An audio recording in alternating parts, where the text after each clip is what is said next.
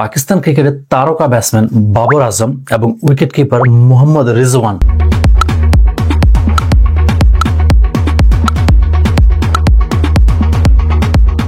যাদেরকে পাকিস্তান ক্রিকেটের মেরুদণ্ড হিসেবে গণনা করা হতো তাদেরকে এবার দল থেকে বাদ দেওয়া হয়েছে। 17 August 2025 Pakistan cricket board PCB ঘোষণা করেছে এশিয়া কাপ 2025 এর স্কোয়াড, আর সেখানে এলো বড় চমক। দলে নেই বাবর আজম এবং মোহাম্মদ রিজওয়ান। অনেক ক্রিকেট প্রেমী এই খবর শুনে হতাশ হলেও পিসিবি বেশ কিছুদিন ধরে এই সিদ্ধান্ত নেওয়ার জন্য প্রস্তুতি নিচ্ছিল। এই দুইজন তারকা খেলোয়াড় অনেকদিন ধরে পাকিস্তানের হয়ে টি-20 ফরম্যাট খেলেনি। তাদের শেষ আন্তর্জাতিক টি-20 ম্যাচ ছিল ডিসেম্বর 2024 এ। সাম্প্রতিক টি-20 সিরিজগুলোতে যেমন বাংলাদেশ এবং ওয়েস্ট ইন্ডিজের সাথেও তারা খেলেননি। গত পাকিস্তান সুপার লিগ বা পিএসএল মৌসুমে বাবরের স্ট্রাইক রেট ছিল 128.57। তিনি রান করেছিলেন সর্বমোট 288। ঠিক তখনই প্রশ্ন ওঠে, এরকম পারফরমেন্স কি জাতীয় দলে খেলার জন্য যথেষ্ট? অন্যদিকে রিজওয়ানের পারফরমেন্স তুলনামূলকভাবে ভালো ছিল। তিনি রান করেছিলেন 367 আর তার স্ট্রাইক রেট ছিল 139.54। সাথে পিএসএল তিনি একটা সেঞ্চুরিও করেন।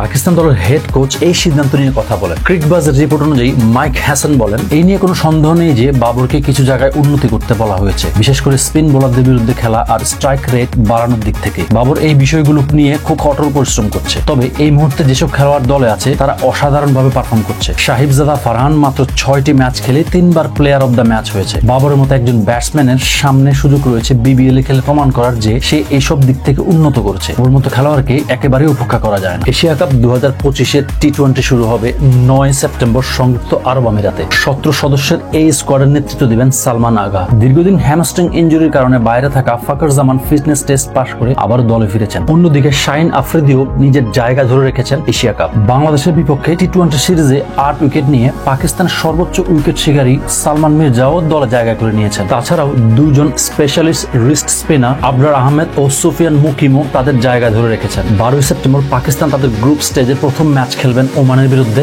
আর 14 সেপ্টেম্বর হবে সেই প্রতীক্ষিত এবং আলোচিত ম্যাচ ভারত বনাম পাকিস্তান।